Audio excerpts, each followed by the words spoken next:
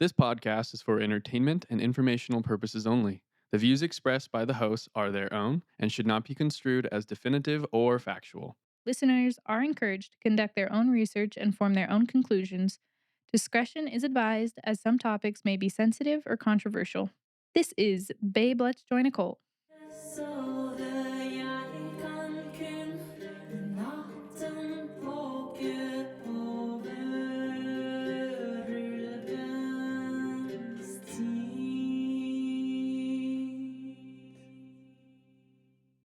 Hey guys, welcome back to another episode of Babe, Let's Join a Cult. I'm joined today by Babe, The one and only the one and only. I'm your host, Nikai, and this is Blake, the other host. the other host.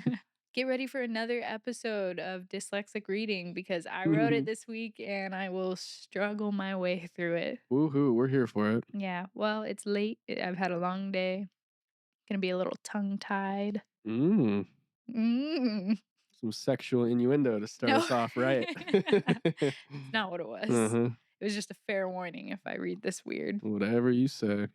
Yeah. Anyway, babe, you want to take a second? You want to jump in? No. I was putting up some cat fencing and now I have a little one of those Blister. little blister on my thumb because it was cold out. Hard work. Hard work. Hard man work. Gave me a blister on my thumb putting up plastic fence And- that prevents kittens from crawling into other areas outside of our backyard. Your poor, delicate pottery I hands. know. And I'm covered in clay. So I don't have much to say other than That's thanks true. for being here and joining us. Episode 8. Episode 8 pretty today. wild. I know we're doing it. We're almost in double I digits. know, high five. Let's do it. Bam. That was a Oh, good that one. was good. Kind of stinged a bit. Little stinger. Little stinger. Yeah. Other than that, no, I think we can get it going. If I have anything to say, into I it. certainly will say it. Oh, I know you will. Oh, the mic's right where I put this. I'm excited for this one this week. It's one that I have been wanting to research for a little bit, and this is the week. And I really enjoyed the write up and my first couple of read throughs with it. Yeah, Cool. stoked for y'all to hear. I'm stoked you're stoked. Anyways, episode 8 is titled Drink the Kool-Aid. Heaven promised, hell delivered. Wow. I know. Deep. So much in there. All right, let's jump in. Imagine a place promised as paradise, a sanctuary free from oppression, inequality, and fear, a community built on faith, love, and unity. Now imagine that same place transforming into a prison of paranoia, manipulation, and the ultimate tragedy. What began as a progressive church advocating for civil rights and equality spiraled into one of the most infamous tragedies in modern history. This isn't fiction, it's the story of Jim Jones and the People's Temple. Ooh. I know. I feel like people have asked us to do this one at least a couple times. It's one of the most notorious cults ever. You It think of is. cults and like this is the guy. This is probably like in the top 3 infamous cults. Yeah. Jim Jones, Heaven's Gate, and Manson. Yeah. I I don't know much about this one other than the notorious Kool-Aid incident. Yeah, the which I think is what made it, rather infamous. But yeah, cool. And that's I'm like excited. this is the story that coined that term, and Yeah, I'll get right. into it later. But yeah, because you always hear that whenever anybody's referencing or talking about cults or joking Yeah. about cults, they're like, "Don't Kool-Aid, drink the don't drink it. Kool-Aid." Yeah, but yeah. Mm. Now we'll find out why. Cool. Let's do it. I wonder, off topic here, but on topic at the same time. I wonder if Kool-Aid sales increased or decreased based on this. Well, it wasn't even Kool-Aid, which I'll Oh, also really? explain It's like fruit punch? later. Well, I always thought it was Kool-Aid, but when I was researching, I found like the correction for what it actually was. Was it like a home brew? It wasn't even a powder, like a No. store-bought powder? It was mixed with a homebrew. We'll get into it. Just wait. All right, fine. I'm Just gonna sit wait. back. I'm just gonna let you take over this one. All Take a right. nap. Take a nap. It is late. Jim Jones was born on May 13th, 1931, in a small town of Crete, Indiana, during the depths of the Great Depression. Raised in a troubled household with a distant and disabled father and fiercely independent mother, young Jim grew up feeling isolated and misunderstood. From an early age, he displayed an intense fascination with religion and power, often holding mock church services for his neighborhood children and preaching with unsettling authority. Friends and family recall a boy who oscillated between acts of kindness and moments of deep cruelty, once even performing a funeral ceremony for small animals that he had killed himself. This strange blend of charisma, obsession with control, and craving for purpose would lay the foundation for a man who would go on to build an empire of faith, fear, and fatal loyalty. As Jim Jones grew older, his obsession with religion and his desire for influence intensified. In the early 1950s, Jones began attending various churches, studying tactics of charismatic preachers, and observing how faith could inspire both devotion and blind obedience. He was particularly drawn to the power of the Pentecostal style revival meetings, where emotional preachings and promises of miracles captivated congregations. In 1955, Jones founded his own church, initially called the Wings of Deliverance, later renamed the People's Temple Full Gospel Church. From the beginning, Jones positioned himself not only as a preacher, but as a savior figure, blending Christian doctrine with socialist ideals. He preached messages of racial equality, economic justice, and communal living, attracting a diverse congregation at the time when segregation and racial injustice were tearing communities apart. His early sermons emphasized compassion, selflessness, and collective progress, which resonated with people who felt overlooked by society. In the early days of the People's Temple, life was filled with a sense of hope, purpose, and belonging. Jim Jones' message of equality, justice, and community care resonated deeply, especially with those who felt marginalized by society. The church attracted a diverse congregation, black and white, poor and middle class, young and old, all united under Jones' vision of society free from racism, poverty, and injustice. For many followers, the People's Temple felt like a refuge. Many found acceptance and community, often forming close bonds with others in the congregation. The church operated as a support network, providing food, housing assistance, medical care, and even educational programs for those in need. Followers were encouraged to con- followers were con- Followers were encouraged to contribute not just financially, but with their time and labor, creating an atmosphere of shared responsibility and collective progress. At a time when segregation and systemic racism were deeply entrenched in American society, the People's Temple was remarkably progressive. Jones openly preached about racial integration, even adopting children from diverse backgrounds in what he called his rainbow family. He organized community service projects, supported civil rights, and spoke passionately about the need for societal change. Early People's Temple members were actively involved in outreach programs. They ran soup kitchens, organized food drives, and helped struggling families get back on their feet. Followers were often proud of the work they were doing and felt that they were part of something much larger than themselves, a movement, a revolution, and a sanctuary. However, in these early, hopeful days, there were warning signs of Jones' control and his manipulation. Followers were encouraged or sometimes pressured to donate their savings and possessions to the church. Jones began implement Jones began implementing loyalty tests where members would be asked to prove their faith and devotion in increasingly uncomfortable ways. He also started isolating members from their families and external influences, warning them that the outside world was corrupt and dangerous. Life within the People's Temple was emotionally intense. Jones's fiery sermons could inspire hope and empowerment one moment and fear and guilt the next. Followers were often made to feel that their loyalty to Jones and the church was tied directly to their salvation and moral worth. As the People's Temple grew, so did the expectations placed on its members. Followers were asked to sacrifice their time, privacy, and individuality for the greater good. Jones often demanded exhausting hours of labor, public confessions of sins, whether they were real or fabricated, and total submission to his authority. For many of the followers, the positive aspects outweighed the negatives, at least for a time. They, be- they believed that the temple's mission admired Jones' apparent dedication to social causes and felt proud to be a part of something revolutionary.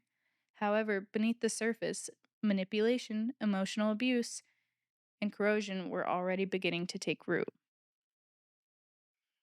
Pretty classic.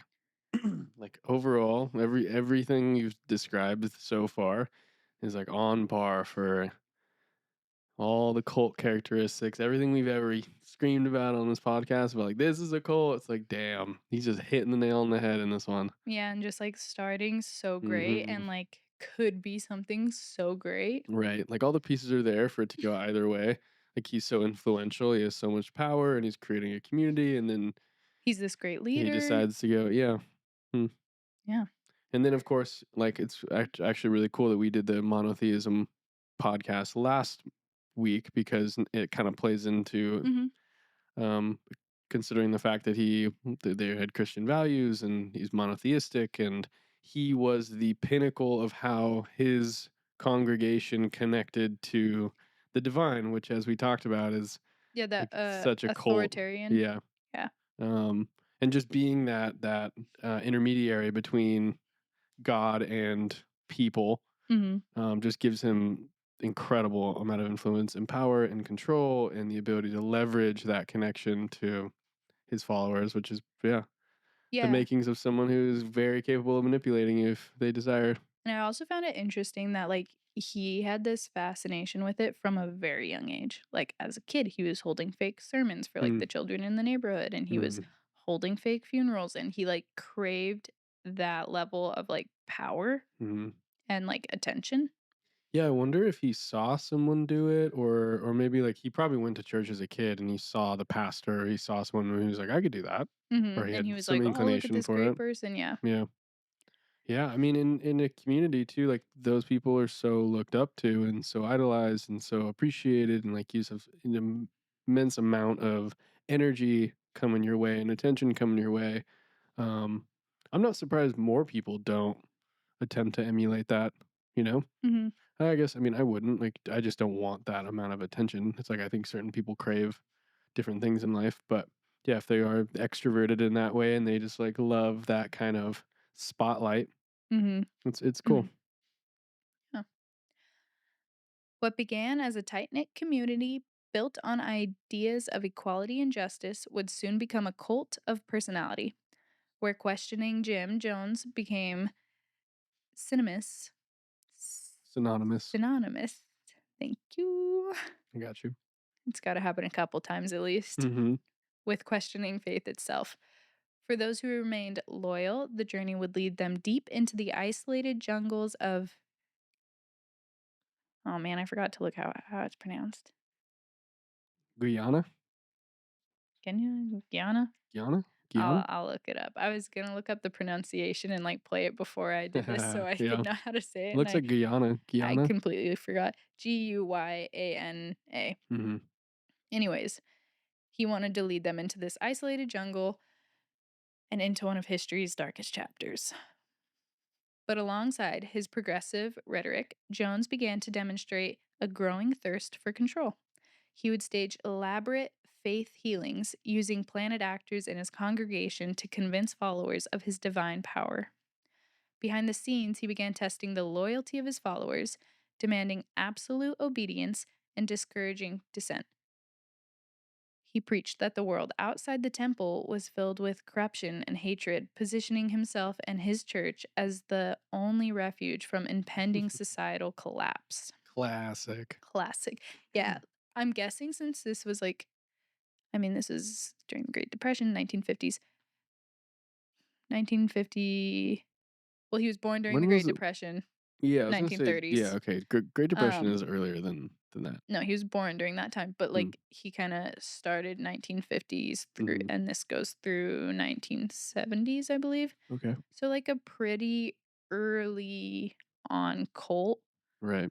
So I'm guessing like another one that laid like really strong frameworks for the whole structure of cults. Yeah.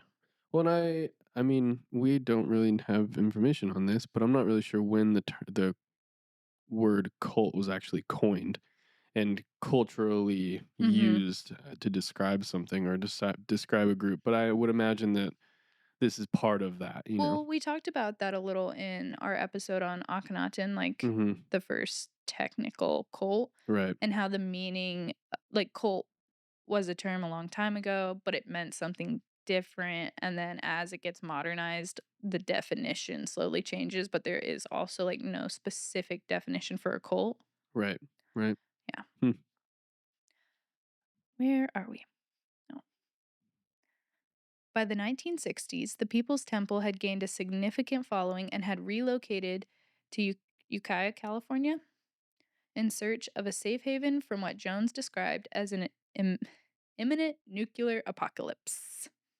There it Always. is. Ding, ding, ding, Yeah. ding. There's always this like insurmountable Armageddon on the horizon that these people have to be isolated from and protected from. It's pretty classic. Yeah, something horrible happening. Always. The church grew rapidly, attracting not just poor and disenfranchised, but also educated professionals, activists, and idealists who genuinely believed in the temple's message of equality and justice. Yet, even as the People's Temple flourished publicly, darker currents continued to grow beneath the surface. Jones's paranoia intensified, and he began to see enemies everywhere: the media, the government, even his own followers. Jim Jones' paranoia grew gradually intensifying over time as his power increased, his following expanded, and the cracks in his carefully curated image began to show. While his paranoia was likely rooted in his personality and early insecurities, several key factors fueled its escalation. 1. A fragile ego and deep insecurity. Despite his charisma and apparent confidence, Jones was deeply insecure. From childhood, he had a desperate need for approval and control, paired with a fear of rejection. As his congregation grew, so did his fear of losing their loyalty. Every questioning glance, every hesitant response from a follower became a perceived threat to his authority. He became increasingly convinced that any sign of dissent, no matter how minor, could unravel everything that he had built. 2. Increased Increased scrutiny from authorities and media. As the People's Temple expanded in California during the late 1960s and early 1970s, it attracted public and governmental attention. Journalists and former members began raising allegations of financial misconduct, emotional manipulation, and physical abuse within the temple. Investigations on the media exposés, such as articles in the San Francisco Examiner, painted Jones as a manipulative and controlling leader.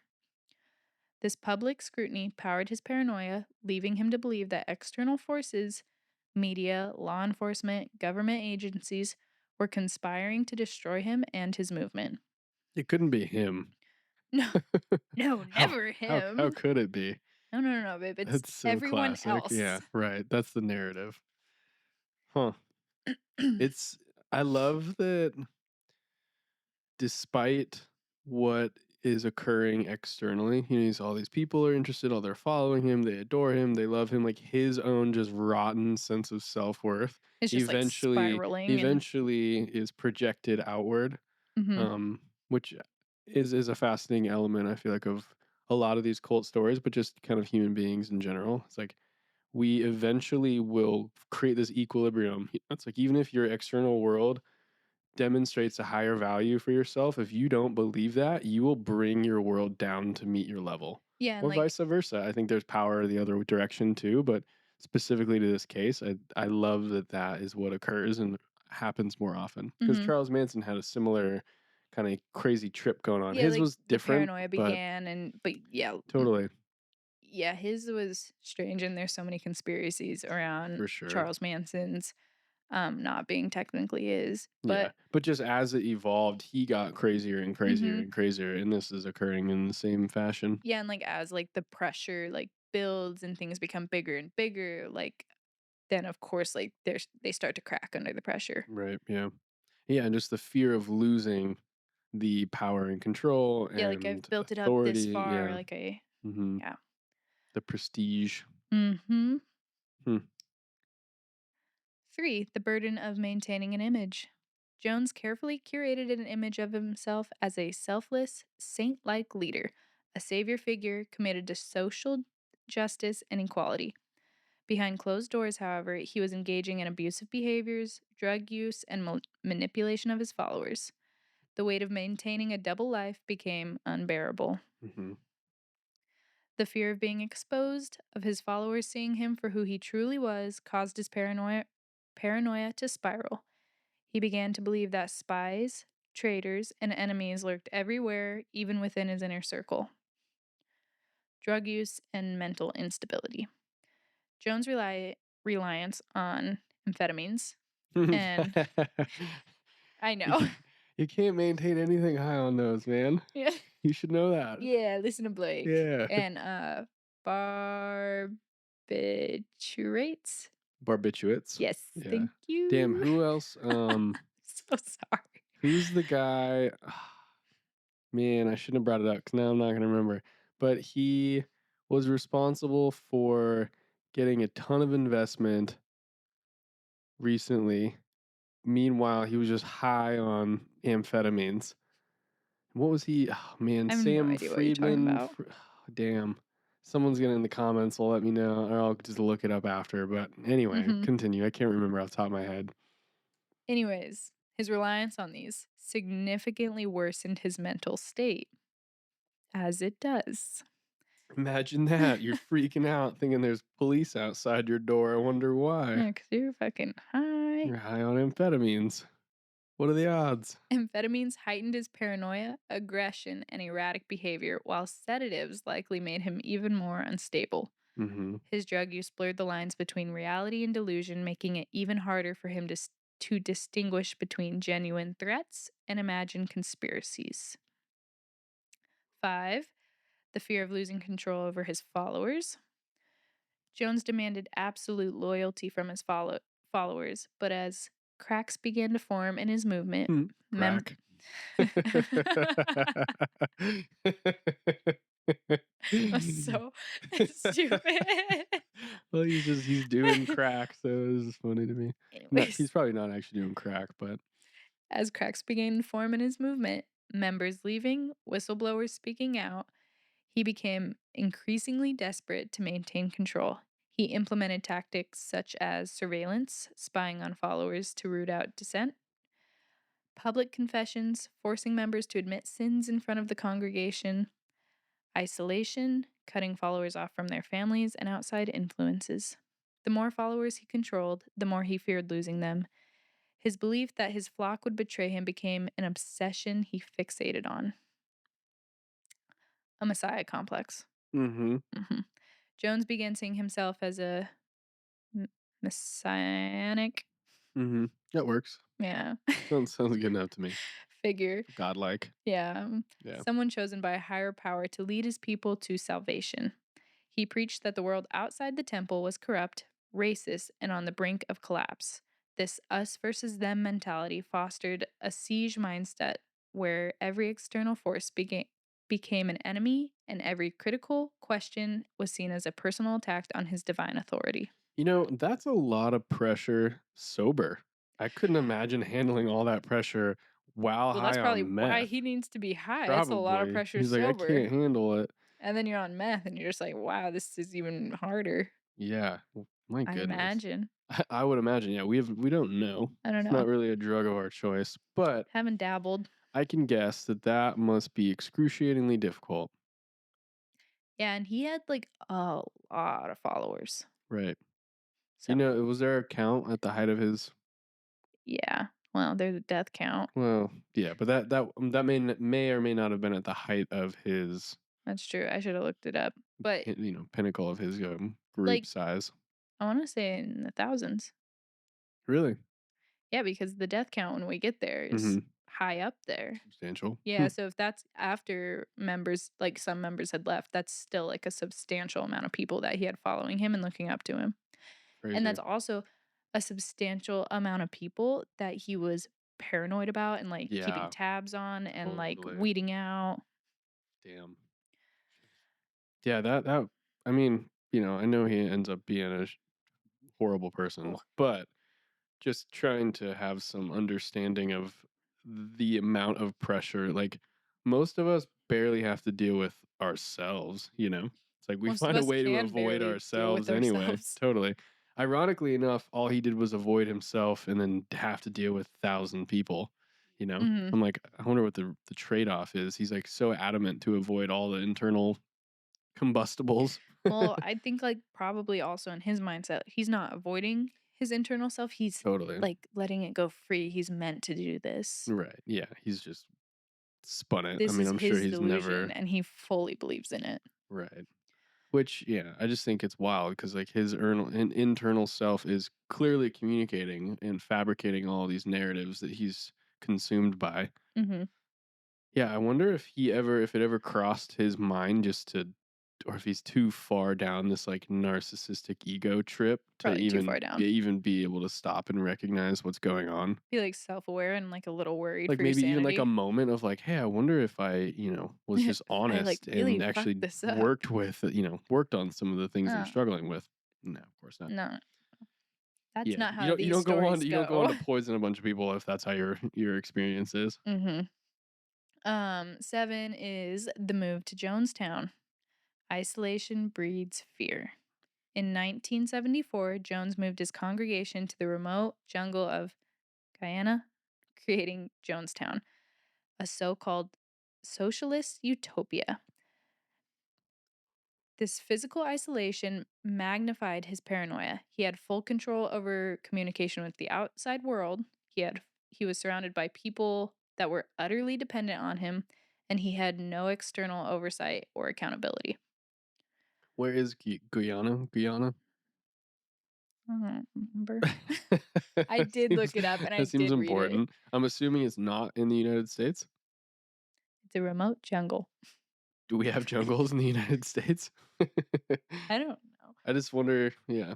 Baby, I did this research a couple days ago. I don't recall what it I said. okay. Well, No, let's I look know. it up I really should quick. know. It seems important. It does. Where is Jamestown. It's a small country in the northeast of South America on the Atlantic Ocean coast. Okay. So he's in South America. Far enough away. Yeah. Hang on. What are you needing to look up? The pronunciation. Oh, we can save it. Okay. Don't worry about it. Yeah, it's fine. Just call it Jamestown. Guyana. Guyana. Sorry, I had to do it. It was going to bother me. Guyana. Guyana. Guyana. We were close. Um, in this echo chamber, his delusions went unchecked and his paranoia became all consuming. The final spiral. By the late 1970s, Jones was a man unraveling, addicted to drugs, consumed by fear, and utterly convinced that the US government was planning to destroy Jonestown and kill him. When the Congressman Leo Ryan visited Jonestown in 1978 to investigate claims of abuse and forced captivity, Jones saw it as the final nail in the coffin. So I'm surprised that the United States was still reaching, despite his exit from Right? the U.S. Well, these are all US citizens there. Yeah, I'm sure that's a factor. Um, hmm. Yeah, and I mean, if a group that size that was already kind of notorious just takes off to another country, I'm sure the United You're going to States be is like, we got to like, keep tabs "What are on you that. doing over there?" Hmm. On November 18th, 1978, the utopian dream of Jonestown came to a horrifying end in what remains one of the largest mass deaths in modern history. Over 900 people, including nearly 300 children, lost their lives in a tragedy orchestrated by Jim Jones, the charismatic and paranoid leader of the People's Temple. Damn. 900 people. And I'm sure that's after like some people were like, this guy is nuts. And Yeah. they relocated. Totally. Woof. The breaking point came when Congressman Leo Ryan, accompanied by journalists and concerned family members, visited Jonestown to investigate allegations of abuse and forced captivity. While the visit initially appeared peaceful, several temple members begged Ryan to help them escape. Hmm. When Ryan attempted to leave with these defectors, Jones saw it as the ultimate betrayal and ordered his armed guards, known as the Red Barricade, to stop them. Whoa. I know. It gets nuts. You get a little army. Well, yeah, he had like 1,000 people. Yeah, I guess you have to regulate that and protect them. At a nearby airstrip, Ryan and four others were ambushed and shot to death by temple loyalists. Holy Survivors moly. fled into the jungle, but the massacre marked the beginning of the end of Jonestown. Whoa. I keep wanting to say Jamestown. This isn't Jamestown, that like the first colonized town Yeah, something like that. where they grew tobacco. I keep wanting to say that, but this is Jonestown. Jonestown. I think I said Jamestown earlier. Probably. Yeah, Jonestown. Jonestown. Yes. Back at Jonestown, Jones declared a white knight, a term he had previously used for loyalty drills simulating mass suicide. This time, however, it was not a drill. Convinced that Ryan's death would bring the U.S. military retaliation and the destruction of their community, Jones urged his followers to commit revolutionary suicide as an act of defiance against their enemies. So they all willingly did this, right? Wait, Okay. there's more. Okay. Under Jones' command, vats of cyanide laced drink, oftenly mistakenly referred to as Kool-Aid Hmm. when it was actually Flavor Aid, Hmm. which I think is really similar to Is Kool-Aid, that like just the a third different world branding. knockoff of Kool-Aid because they were in Guyana? Yeah, I think so. But yeah, was not Kool-Aid. It was technically Flavor Aid. They were getting third world knockoff Kool-Aid and they were getting third world knockoff amphetamines. Yeah. But Probably more pure and better, which may have been the I don't know. I feel like that should have helped. But I don't know. yes, actually Flavor Aid, if that Flavor Aid. answers your question. It does now. Thank you. We're so cyanide, Kool-Aid, they were prepared. Armed guards surrounded the pavilion, ensuring compliance. Mothers were instructed to administer the poison to the children first, a heart wrenching act that left many too grief stricken to resist. Adults drank the mixture next, some some willingly, others coerced at gunpoint. Damn. Jones' rhetoric, Jones' rhetoric broadcast over the settlement's loudspeakers framed the act as a noble sacrifice, claiming it was better to die together than live in a world of oppression. His world his words painted a picture of salvation even as chaos unfolded. Hmm. Right? That's just a lot if you really think about it. Oh yeah. People just poisoning their kids and then doing it Yeah, that's themselves. heavy. 900 over 900. Yeah, and I mean it's fair to think that there's a solid handful that weren't about it, that were trying to get out, that were held at gunpoint, that were forced to do it. But of that 900, there's got to be a significant percentage that were all for it. Yeah, because if you think if there was there was a more significant batch of people who were against it, then couldn't they just take the guards and the people who were doing it, like, to some point? To some degree, I mean, you could make the same argument of any like um upheaval. It's like even nowadays when we're upset about something that our government is coercing us to do and in control of, there are a greater population of people than there are, like say, military or authoritative figures that could prevent us from doing so. So it's like Mhm, the dynamics of power. I think if you see somebody who has a weapon, I don't know like what tipping point that mhm. occurs, but I would imagine that it would take a lot of people. Which I don't know how many people had weapons and were enforcing people to drink the Kool-Aid, but yeah, I don't know. Yeah. I just can't believe that, like, moms would like, force their kid to drink it, watch the kid go through that, and then drink it. Well, I mean, I guess at that point, you're like, "I just did that to my I'm kid." sure they Yeah. gave it to him and then drank it. I doubt it was like, "I'm gonna watch my kid die, and then I'm gonna drink the same thing." That seems unlikely. Yeah, so it's a lot. Hmm. The aftermath. When Guyanese authorities arrived at Jonestown the following day, they were met with the scene of horror.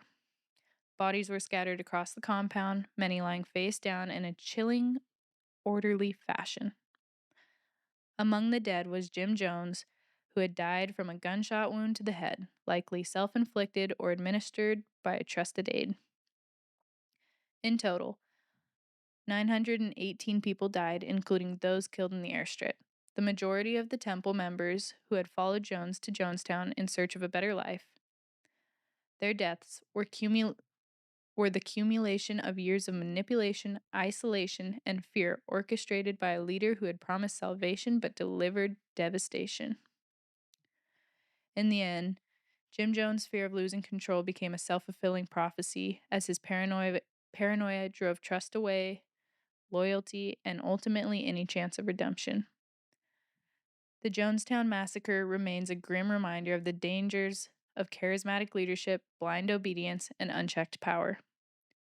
The term drinking the Kool-Aid has since entered popular culture, often used to describe unquestioning loyalty through it, though it fails to capture the tragic corrosion and manipulation that led to the deaths in Jonestown. For many, Jonestown is not a story of tragedy, but a stark warning about the human costs of cult dynamics and the fragility of trust when exploited by a leader with absolute power. Bam. Bam. Yeah. That one is so self-explanatory. That one, and there's so much more to it. That's like a nice brief scraped surface Mhm, of mhm. what was going on. Totally. But Yeah, the going back to it, the element of religion around all of this I find to be the most interesting because, I mean, initially he just had a church. He was just a pastor preaching to his church, yeah, and it and then was it let's slowly. be equal and let's do Yeah, this and let's help each other, and like it was such a good thing that yeah, like blacks and whites were coming together in a time where that there was segregation, and like the poor and the middle class were helping each other out, and totally. Yeah, that's interesting. Hmm. yeah. I wonder what really, like, if it was just this gradual. It sounds like it was gradual, but I wonder if there was like what significant moments really Mhm. started to get him to spiral as a person. Um, but it does demonstrate, like, it's the whole, the frog in the boiling pot of water. Like, if you throw a frog in a vat of water that's already boiling, it's gonna want to bug out and get out. But Mhm. if you like start off simmering and you bring the heat up, I've it doesn't. never You've never heard heard this. this? Oh, it's great. Yeah, then the frog No. will Just thinks it's won't in a it won't. warm Yeah, it bath. just, if you slowly turn up the heat, it'll just sit there until it's boiled and dies. And I feel Oh, like cults are.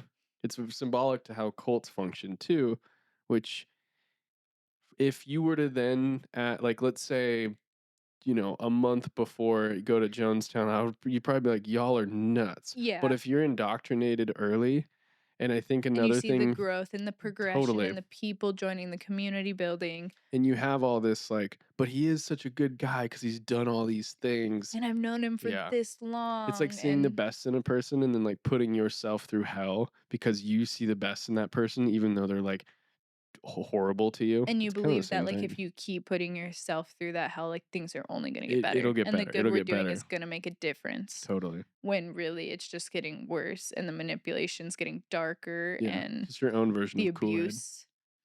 Your own version of Kool-Aid. Hmm. Yeah. Good thing we don't drink the Kool-Aid here. We drink Tea Tree Yeah, House. yeah, there you go. Nice plug. Yeah. Don't worry. Shameless There's plug for Gabe. there's a I'm used to the camera being closer. It's like way back there. Yeah. There's a discount code if you listen all the way through. Yeah, discount code on some of the best tea, my favorite tea. Favorite tea. Hmm. Yeah, but I don't drink Kool-Aid anyway though, because it grosses me out. I haven't had Kool-Aid since I was a kid. It's been a long time. My mom We wouldn't should let try me have it. Flavor Aid though. We should try Flavor I Aid. wonder if they still make it. I don't know. Yeah, we'll Hmm. start drinking Flavor Aid in our episodes. a good idea. Whose is laced with cyanide? We don't know. Wait till the end to find out. The Russian roulette version of Flavor Aid. Yeah. That's great. It's not a funny joke because it's really dark, but it's funny. Yeah, I mean, But that's us here on the Cole podcast. yeah, here we are. But Damn. yeah, I really enjoyed researching that because that's a case that I've heard a lot about because it's so infamous. And like people will bring up to me whenever I talk about how I like cults, they're like, oh, like the Jonestown Mhm. cult. And I have never watched any documentaries on it. I've never taken a Me second either. just to look further into it. So I had no idea it was, I thought it was in the United States. yeah, same. And I had no idea it was like we were saying this progression, like this started in the Yeah. 1950s and he built something up that could have been really good and he built something up and in the late 70s just exploded. Damn. Like that's a long standing. The like Manson was only a 2-year period. I think the other Yeah. ones we've looked at have only been like maybe 5-year max periods. Mhm. Yeah, and I wonder if they left the United States because they were actually getting real pressure, and that's Mhm. why the government was already kind of involved even when they had departed. Yeah, they were so there was a lot of like journalists and like Yeah. whistleblowers coming after Yeah. them Yeah.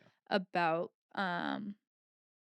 I'm guessing like former ex-members reporting abuse and Totally. then misdocumentation of finances. Hmm. So, you know. California wants your taxes, Can't forge those numbers. Mm-mm. Good luck. And cults sure like to. So do churches, but cults. Well, yeah, I bet you he was classified as a church, and so you have different tax Hmm. benefits from being a church, which also is another thing to consider. That's another layer of coal. Like just because someone is a church or they have a church, there are huge tax benefits from being a church and the ways that you can hide money and classify things. And it's just, yeah, just because someone is a church, like if anything, that should draw a red flag. I'd be like, why are you doing that? What's Where is your money going? interesting. Interesting. Why do you Donate. why do you yeah, Donate today. why do you want more of my money? Donate today. Please. Thank you. Polish my Rolex watch and donate today. Yeah, exactly. Yeah, but, Hmm. I was stoked to do this case. Yeah, It was an exciting one for me just because of how infamous it is it's and the cool. Kool-Aid. Yeah, it's a good one. It's very cool. Yeah. Nice. But Well, yeah, let us yeah. know what Hope you you enjoyed guys that one. think. Yeah. Go ahead and you can comment, you can email us, you can DM us on the Instagram.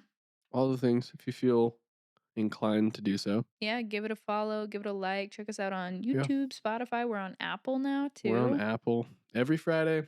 Drop a new episode. Every At some Friday. point on Friday, if I'm on it, it's usually before anybody's gonna wake up Friday morning. If I'm not on it, it's usually by Friday around noon. Yeah, it depends on Depends how the on week yeah, it goes. depends on what we got going on. But either way, it's on Friday. Thanks for listening. Thanks for being a part of it. Episode 8, we did it. Episode 8, and I just wanted to say thank you guys for watching. Uh like we're still growing, Hmm. but even now like the numbers we're at like on viewers is Hmm. not something that I would have thought that we would have gotten It's pretty to. cool, huh? Yeah, like I'm Yeah. open-minded and I would love for it to grow, but I guess just hearing that like that many people have viewed the YouTube and this many people have viewed the Spotify, it's Mhm. just really cool and Yeah. Yeah, it it's sweet. clicks.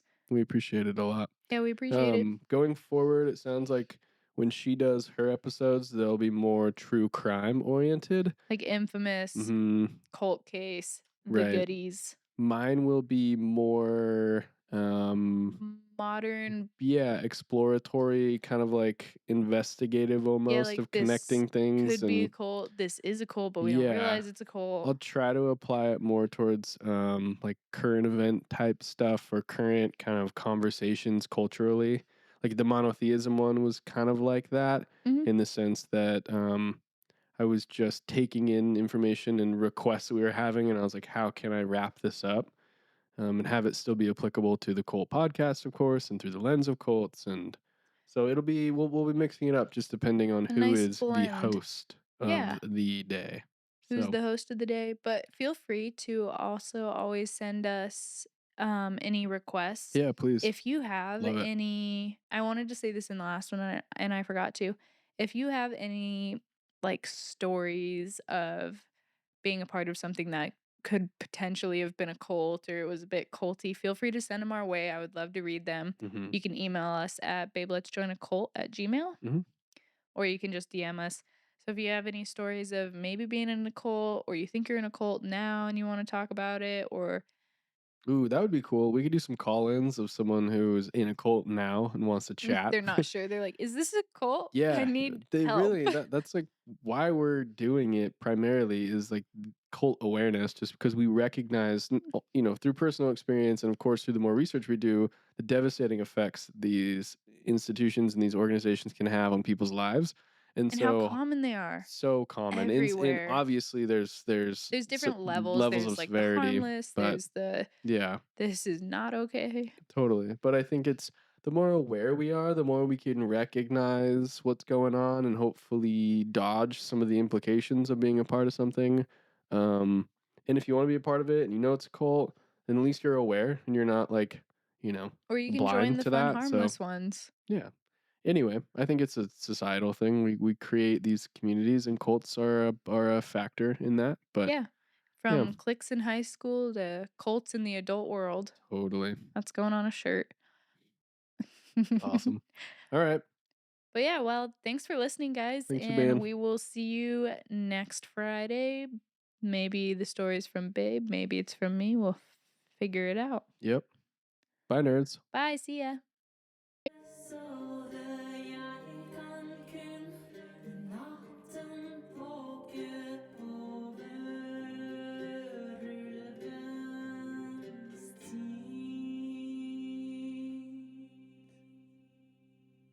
This episode of Babe Let's Join a Cult is sponsored by Tea Tree House Teas, and let me tell you, we've been obsessed. I've been drinking their Vita Long Chai lately, and it's perfect for the season. The Lung Love blend is on deck as cold season kicks in. Tea Tree House makes these unique botanical blends that are gorgeous from start to finish with some serious magic, like their butterfly infusion that turns blue and sparkles. Plus, every tea is ethically sourced, sustainably grown, and packaged in reusable, compostable containers so that you feel good with every sip. And get this, with each purchase, they plant a tree to help protect endangered plants. It's like a small little ritual with a big impact. You can get yours at teatreehouse.com and use our code BabeLet'sJoinACult for 10% off. That's BabeLet'sJoinACult at teatreehouse.com. And trust me, you'll find your new favorite tea so you can be drinking the tea and not the Kool-Aid.